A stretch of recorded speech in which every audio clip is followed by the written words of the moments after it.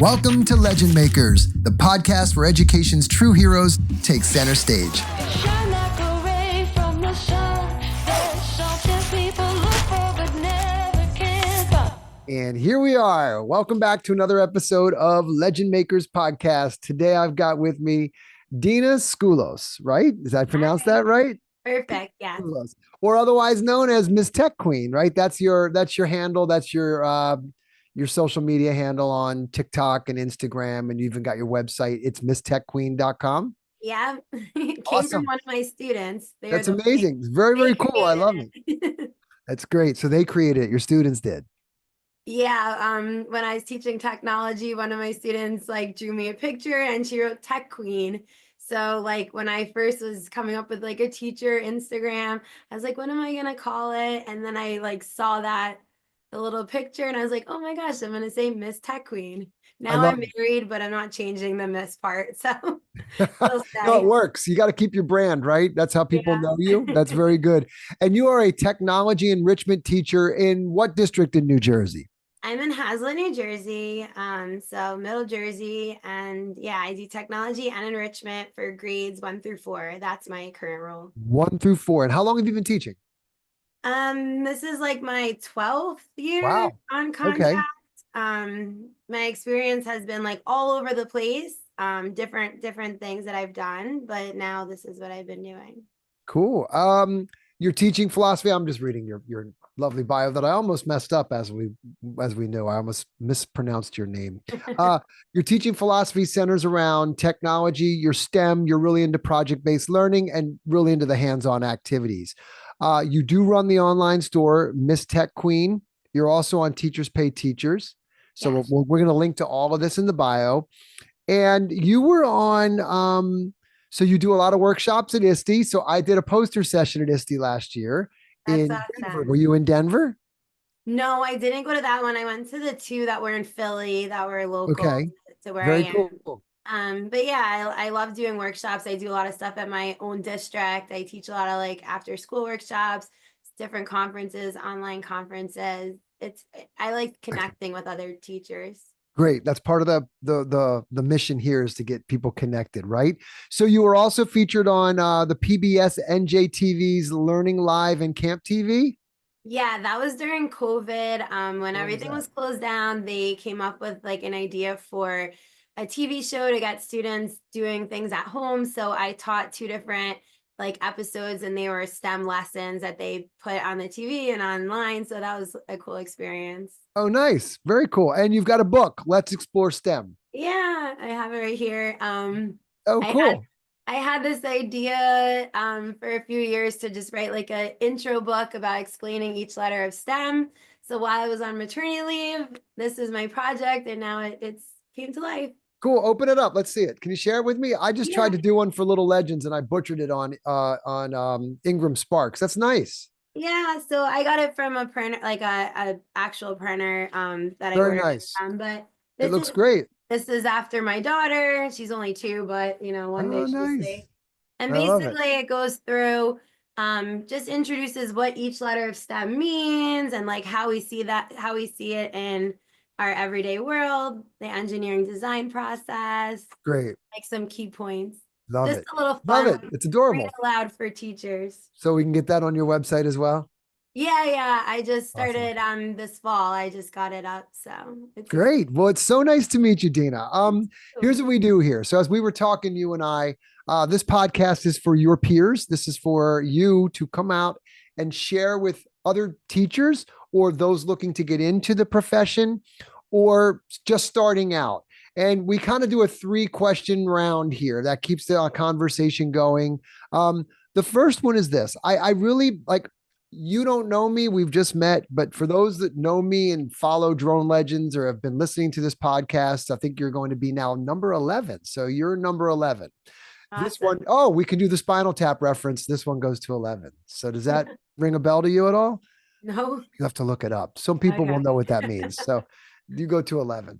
All right. So I was a rough kid growing up at a very young age. So I had a lot of troubles and I was a real problem kid. And I haven't been in education my whole life, right? I only fell into education about 5 years ago. as a drone pilot, was invited into a classroom to talk to kids about drones and ended up falling in love with the experience and have built an entire business around it, now serving K through 12. So, and I've met lots of teachers in over the course of these 5 years at professional development through our programs or at conferences like ISTE. And I've literally worked with hundreds of you over the years. And I'm always fascinated by the job that you guys do. I will say that my hat is off to you all the time. You guys have one of the hardest jobs in the world, I think. And I just think about what I was like coming up, and I was like the kid that you didn't want in your class. Oh So no. I'm just like, why? I'm so curious. I want to know why did you start teaching? Yeah, well that I like that you shared your story, and it's nice to know that maybe like, 360 some of the kids they go back around and now you're in education and maybe it wasn't your favorite place, so that's good to know. Yeah, yeah. Um, but like my memories of like getting into teaching was definitely through like middle school and high school. I really loved a lot of my teachers, and I remember they did an after school like club where they would let us go back and help our former teachers. Hmm. So when I was in like, I guess it might have been like eighth grade and definitely high school age, I would go back to help my former fifth grade teacher in her classroom. And she taught like more of the younger elementary, like third, fourth grade at the time. And I just like loved being hands-on, helping the younger kids.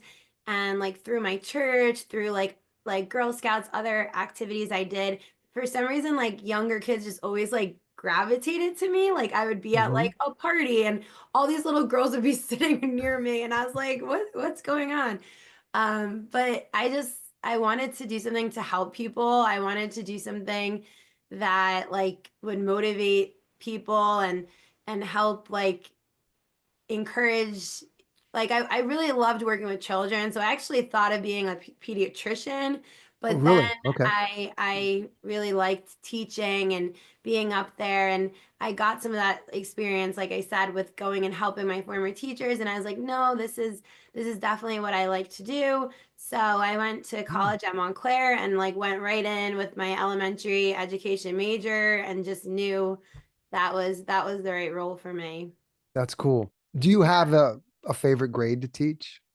Well, I've actually had a couple of different experiences since I started teaching. I um got my middle school science certificate too. So when I first was like subbing, I was doing middle school science and I did my master's in special education. So I was doing a Mhm. lot with special education in middle school in fifth and sixth grade. And then I landed my first like official teaching job was a fourth grade class, and I loved it. They were such a good group of kids. It was so much fun like having my own group of like students that I was with all day long. But then they like kind of what's going on in the last year or two, they had budget cuts. So Mhm. they cut out a class, and they knew that I loved technology, and that's when they offered me like a fifth and sixth grade technology class, and that's kind of what has spiraled into like everything I do now and all of the stuff that I've been doing because I just took on that fifth and sixth grade role. But I really don't know which grade would be my favorite. I Hmm. loved everything like at the time that I did it, and I still like love now the younger kids. I'm with grades 1 through 4, and I enjoy them You too. do. You said something that we've been talking about a lot here internally when we're trying to talk about like, well, what kind of value do we provide for people in terms of my business? And you just said something that we actually were talking about this morning. And correct me if I'm wrong, but it sounded to me like you were teaching fourth grade and then there were some cuts and you were brought into this technology or STEM kind of, you're going to teach STEM now, or you're going to do technology. Tell me about that. Did you have a tech background? And so now you're Miss Tech Queen. Okay. So, and how many years ago was that, by the way? This was like 10 years ago, I'd say at this point. Yeah, like, yeah, it's almost probably 10 years ago. So, yeah, what happened was when I first came into the district, I always loved technology. So, like, my dad, like, he always was like someone that got like the new devices, the new technology at the home. Like, back whenever, like when I was like little, he had like the first car phone, the first TV in the car, like just liked gadgets and new stuff. And Mhm. I was like that growing up too. Like I always was like finding things and downloading things. So for me, I just always gravitated to technology. But so I started teaching workshops at that point in my school. So I was like someone that was always going to like the professional development days and like volunteering to teach something. So I think they just knew that I liked it and that it was probably something I could teach. But Mhm. honestly, I was like shocked when they first told me like you're going to teach technology, because I was like, what? Like I didn't even think of it as like, I would teach like a computer type class Right. for fifth and sixth grade. But then I loved it because it was like two of my passions together. Like I was teaching about something that I loved, and then I also was teaching. So I was like, oh my gosh, this is like my favorite. Like I loved it. It was like my favorite thing. It was easy. Like I didn't have to, like fake it. Like, oh, I'm Mhm. teaching you this one thing, and you're like, the kids are like, when will you use this? I'm like, I don't know. So This is you were, what I do. what kind of tech when you first started out? So tell me about what kind of tech you were teaching. What did it look like? Well, that at that point it was Mhm. like regular desktop computers, just Microsoft programs on there. Mhm. I actually was the person that piloted and started Google accounts for like the whole district in my school. Okay. Oh wow. Cool. So at that point, like Google for like education was literally just starting. So the first year was very like simple, basic. I would teach students like how to do slideshows in Word and, Hmm. very simple. And then like I started pushing for Google, and then we ended up becoming like a Google school. So once that came out, I was able to teach the students more about that. And Mhm. then that was also the time where like the Hour of Code initiative was just newly starting. So I went like full force for that. And after my like first year, I started to want to do something different in the classroom. So that's when I started incorporating STEM and like hands-on things like on my own. I wrote grants for like a 3D printer, for robots, like everything was pretty like new, at least being used in the classroom setting. Yeah. So I was trying to just get like anything I could, all these new things, all these new companies, like, like getting Ozobots. They were like just forming, Right. like Yeah. everything like that. So it was fun. Oh, wow. So it's safe to say then that you are kind of living the dream in a lot of ways because you had, you're doing your why. So why is always powerful, right? So when you think about why do you do something, that's always the root cause, right? Like, what is it that makes me do this? And so that's why when we start this off, I want people to understand that behind every teacher, there's a powerful why, right? So in your case, it was you really loved working with kids. You gravitated towards that. You liked becoming kind of like the mentor to kids, working with them. And then when you got the opportunity to blend technology in with working with kids, it was kind of a match made in heaven. You Yeah.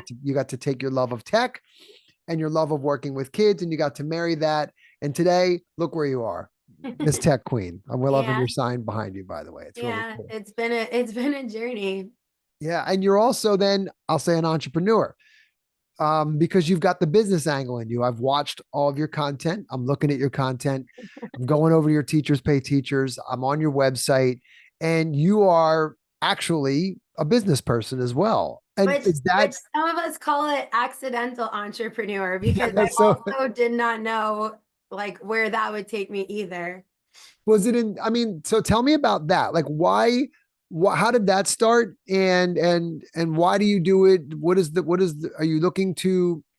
I guess what I'm getting at is were there things sometimes here I heard a saying the other day is sometimes the best entrepreneurs and the best businesses are when someone kind of scratches an itch, right?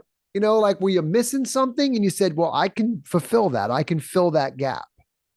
Well, I actually never really knew what Teachers Pay Teachers was because I would make all my own stuff myself. So, Mhm. like, while I was teaching that fifth and sixth grade setting, I was making my own projects, making my own things. And then what happened was after 3 years of that, the superintendent wanted me to go to the lower grades because they didn't have as much like hands-on and new tech like Mhm. activities going on there. So they moved me into a kindergarten, the kindergarten school and the 1 through 4 elementary schools. So I was in two schools teaching about 350 kids. Wow. I was actually rolling around on a cart in the kindergarten school for 10 classes. And I basically was just said, here, go. And there was nothing like no nothing to really follow. So I started making all my own activities, keeping it simple, keeping it easy because photocopying like, 3 pages or like a booklet or something for that many kids was just like not doable.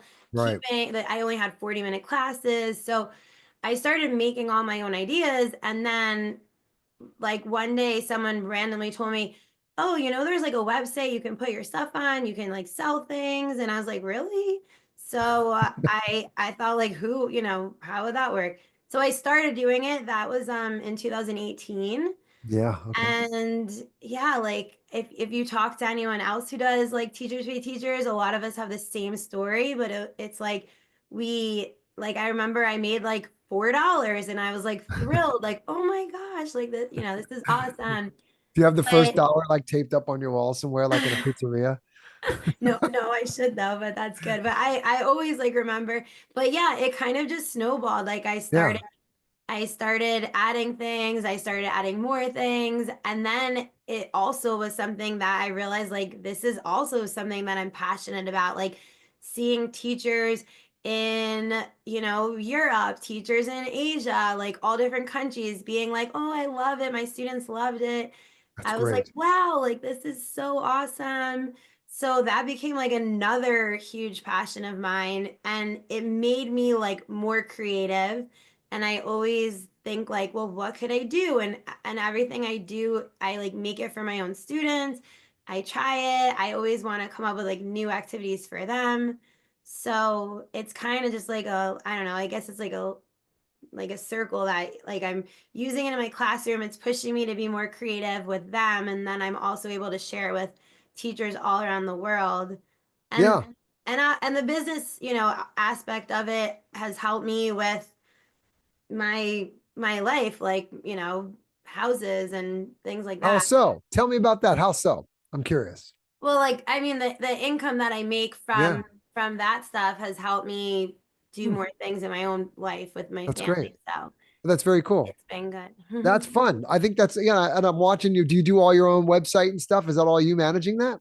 Yeah, and like I That's said, great. like a lot of us joke that it's like an accidental entrepreneur because at first I was like, oh, cool, like I'm making some extra money. And then you realize, like, oh, wait, I have to do taxes and I have to do like all of this business stuff. And I didn't go to school for business. I don't know anything about managing a business. And Right. yeah, it kind of morphs into that. So my husband is my CFO. Okay, good. I'm like, you're the CFO, you're in charge of that stuff. Um, but Yeah. yeah, it's a lot. It's a lot because I'm still teaching full time. So I'm juggling what is basically two full-time jobs. And your mom, And I have a 2-year-old daughter. Yeah, I just had my daughter which is 2 years another job. ago. So you've got three And, jobs. and a wife, and a wife. That counts And too. a wife. Ah, doesn't count. Sometimes husbands could be like big babies. I am one. Trust me, I know. So just ask my wife. yeah, She'll tell you. in the last year, it's definitely been a lot, but I try to juggle it all. Yeah, that's great. I mean, and so what is the biggest challenge that you find in, like, let's go back to teaching. So when you're teaching, you know, the technology classes or whatever it might be, what do you find to be most challenging for you? Like, I think the way things are going lately, I honestly think it's a bit of like the behaviors. I do think that some of like the overall, I don't know, maybe just the way things are, it can be there's a lot more challenging behaviors.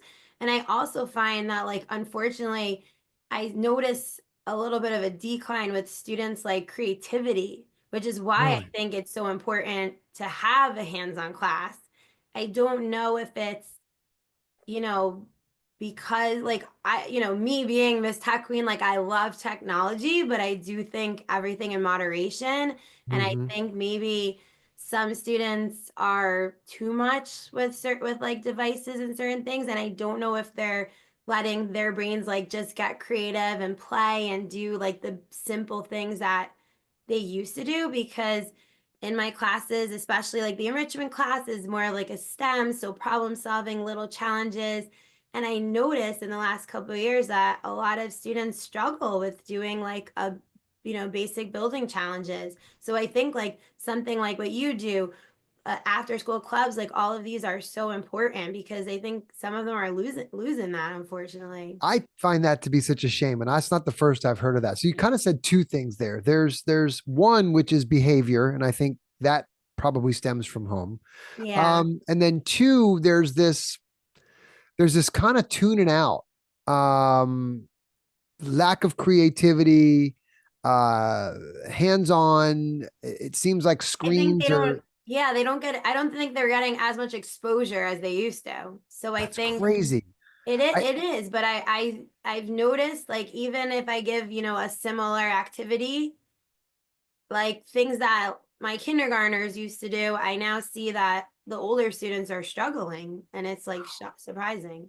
That is. And I think, what do we do about that? I think there's got to be some sort of a pendulum swing back away from all Yeah. the, like when we were developing our program called Little Legends, we spoke with a lot of teachers. It's a kindergarten through like second grade program. And, we are drones techie, but those kids, they can't fly drones at that age. The teacher actually flies it in demos. It's, you want to fly one? We'll teach you how to fly one. So cool. But so we were told that one of the things that when we spoke with other educators, we were told that these kids have forgotten, they don't know how to play. Like they Yeah, don't. And it was exactly. like, wow, how is that even possible? So we tried to build that into our program. And it looks like from what I've seen of your materials, you've got a lot of that learning through doing, that Mhm. hands-on kind of interactive stuff. So I think it's important that we all, in the education community, we've got to get these kids back off of screens and back into like playing. I don't know how Yeah. we handled you're not the first person that I've heard about the behaviors too, which is kind of a shame because there's not Yeah. a lot that you guys can do about that in the schools, right? And because they carry that from somewhere.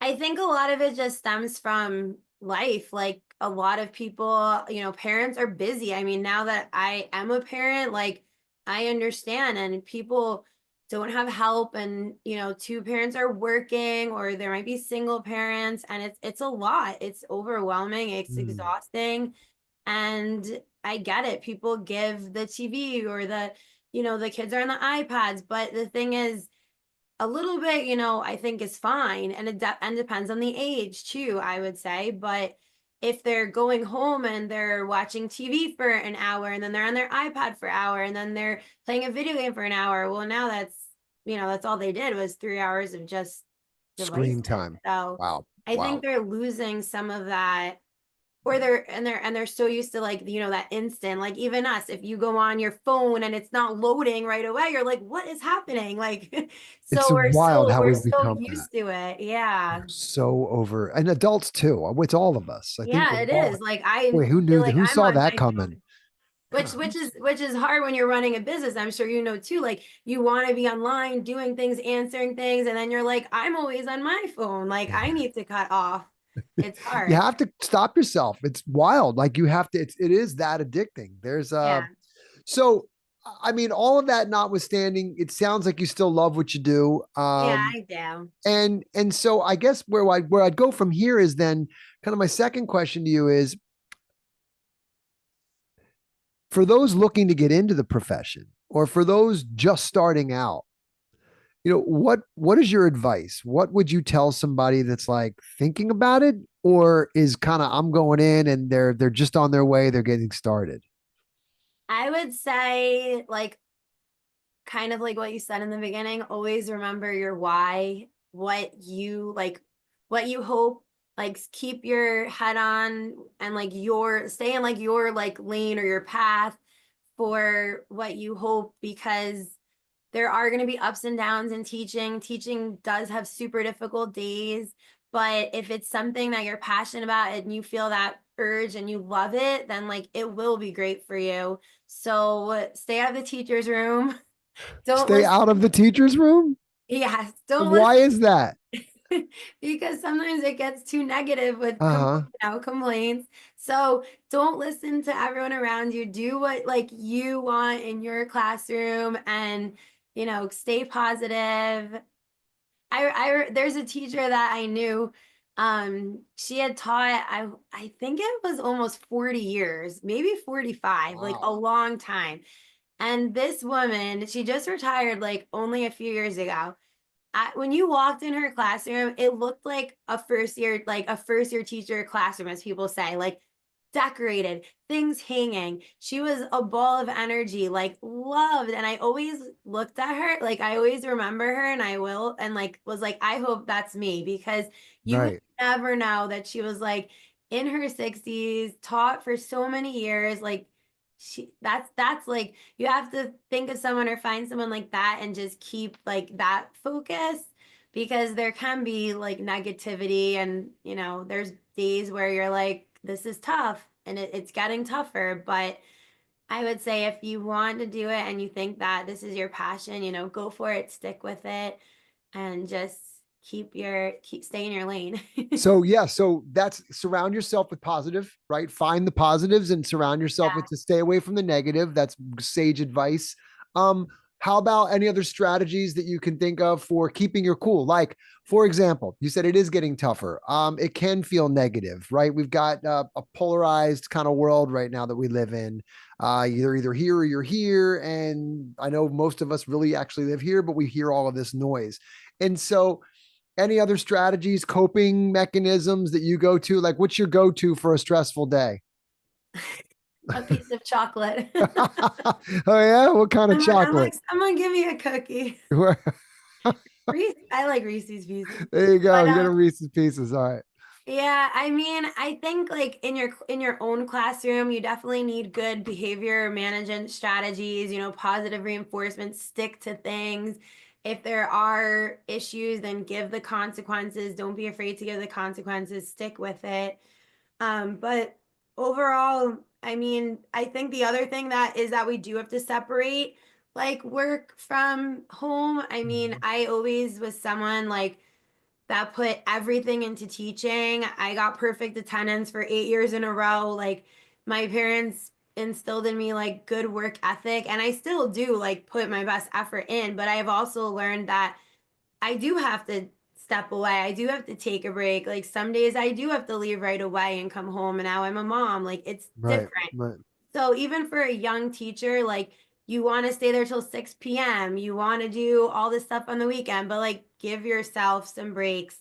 It's okay to like work when you're at work and take some time at home, because otherwise it becomes overwhelming. It's too That's much. right. You'll burn out.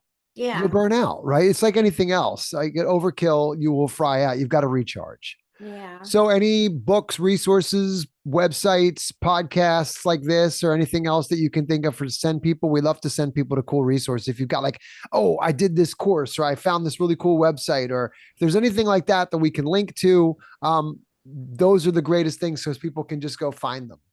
If Um, not, it's cool. the one book that comes to my mind, and it's an old book, but it's called The First Days of School by Harry Wong. Yes. Yep. It Yep. was like a classic book they used to give out, like and talk about when I was in school, but it had like great quotes about being an effective teacher, and like I still remember some of them. Like one of them I always think about it. It was just that like you might be the only positive adult in that student's life that they see on a daily basis, and going back to you saying that you might have been a tough student, like we do have those tough students, and you have like sad stories and all of these things, but then like you always have to take a step back and say like, what is this child going through? For a 6 7 year old kid might be going through things that like I can't even process as an adult. Right. So yeah, we I have to, like that. So remember that you might be the highlight of somebody's day yeah, yeah, if they're going through, especially at a young age like that, like a yeah, 7, 8-year-old child. You don't know. They may look real forward, even though they're troubled. You might be the one yeah, positive moment of their day. I know. That's huge. That's really that's a big responsibility too, but I think that's super gratifying. I mean, I know when I go and work with young kids, I love it. Like I'm the same way as you. I think I didn't end up teaching. I ended up doing this side of it, but I Yeah, love going to the schools and I love meeting the kids. And I look back on now my life and it seems like, oh yeah, of course, like all the kids were always like here. Like when my kid was little, there was like an open door policy at my house. Like they were all at they weren't at the neighbor's house. They weren't at the person that they were all here. yeah, And I just have an affinity for working with, I love working with kids. They're fun, right? I'm a big yeah, kid. Anybody will tell you yeah. I'm an Well, that's old how, guy. yeah. I'm an old guy and I'm a big kid, right? I never That's how grew up I really. feel. It's like you're forever in school. Yeah, yeah, it's great. And then so that's good. So I like the Harry Wong. It's not the first time we've heard that book. I think that's a great resource. I love the quote. I really like that whole idea of you being the spark in someone's day. Even if it's that one day, having a rough day, you may be the game changer for that person. So Hmm. that's big. That's huge. Um, and then on that note, I'm an optimist. I say this every time I talk to people. I literally, and those that know me will tell you that I am a perpetual optimist. I see the good in just about everything. As an entrepreneur, it gives me the ability to kind of think that I can do of just about anything. And sometimes it's a good thing and sometimes it's a bad thing. I might take on sometimes more than I can chew. But overall, I tend to find I look for the silver lining in everything. It's real easy to get pulled into the negative. I stay away from a lot of that stuff and I try to stay very positive. I love what I do. I feel like I'm the luckiest guy in the world right now doing what I get to do. That's Um, great. and so, on that note of positivity, what you're on the edge of tech, right? So, you're working with tech, but it doesn't have to be technology. I just want to understand what are you excited about? What are you optimistic about as it relates to education? Because it's easy to say, oh God, the educational system's broken. But, I've heard otherwise from people like you that still are in the trenches doing the work, enjoying what they're doing, and making a difference in kids' lives. So, what are you looking forward to? What's on the horizon? I feel like for me, it's mostly like just to see what things are created in the future. I think like my students that I have now, by the time they get to high school and college, like there will be new jobs that we can't even think of right now that we probably can't even process, in our brains. Right. So I'm interested to see like what's to come, like what things they do in my classroom. I really try to expose them to just all different things that maybe they wouldn't have gotten a chance to do in like a in a typical homeroom class. So we're doing green screen movies, we're doing stop motion animation. I teach them the code, basic coding. They see Mhm. different robots, like you're talking about the drones. I like always think and hope that like one of those students come back and maybe they're doing some stop motion animation movie, or like even like you, maybe one day you have some kid that works in with drones and does something for the military, or Right. whatever, and they're like, oh, I started because I loved your drone class. So that's what I always think of, like what types of things like will they accomplish, will they do, will they get into or have their interest develop like from being in this at such a young age. So I'm hoping like it snowballs, that whatever maybe I expose them to something in the first through fourth grade, that becomes their passion. So I just get excited to see like what new inventions, like a lot, with things to come out down the line. Yeah, I was talking. My son's turning 19 in a month, and we were talking about where things are going for him. I'm getting up there, and I remember when my TV was black and white, and so I'm a Gen Xer, so I've seen a lot, right? So Yeah, I've it's seen, crazy because like when I talk with my students, I'm like telling them things. I'm like, I'm not even that old. Like, why yeah. do I feel like Imagine so what much you've has seen. changed? I was a kid in the 70s, a teenager in the 80s, and Yeah. I've seen everything from no tech like very little, there was no computers. I mean, a Casio watch in the 70s, and then all the way through. And you think about it and you go, wow, what's next? Like, Yeah, what's what's the next? next big thing? It seems like it's AI. I know there's a lot going around about that. I mean, I'm into it. I work with it a lot. I try to understand it and use it and all that. But what's the next big thing? Like the internet was the big thing for us, right? For Yeah. my generation, it was wow, the internet. And then all the connected devices was like the next big thing. And so there's a lot out there. It's going to be interesting to see what the next 10 to 15 to 20 years brings in terms of because the technology is just getting faster. Yeah, I mean it's scary, but you wonder like what's to come, and like the students that are in school now are going to be the ones creating and coming That's up with right. ideas. So That's right. Well, this has been fun. Any last parting words for your fellow teachers out there? Any advice? Any last, hey, this is your sign off, right? um I would say just like start small and stay focused on what brings you joy.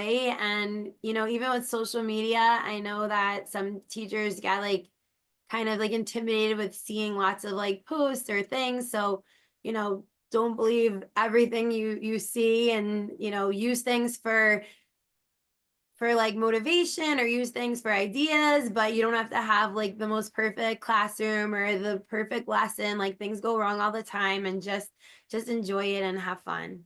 I love that. Just be you, right? Just do your Yeah. thing. Not right. Don't try to, it's the same thing with like the Instagram Yeah. influencers, right? Like don't Yeah. look at those perfect classrooms because they're not, Yeah. right? They're not. They're just that's a facade. That's the cherry picking and that's all that. There's all kinds of stuff that goes on behind the scenes. So Yeah. this is great. Dena, it is so nice to meet you. Thank you so Thank much. I'm sure everybody will love listening to this podcast. You dropped a lot of good stuff here today. And I'm going to start following you. Everybody will follow you at Miss Tech thank Queen. you. Your Instagram's cool. Your TikTok's really cool. We'll get people over to your website as well. A lot of great resources there, as well as on Teachers Pay Teachers. Yes. Thank you so much for having me. It was so much fun. All right. So nice to meet you. Take care. Bye bye. Bye.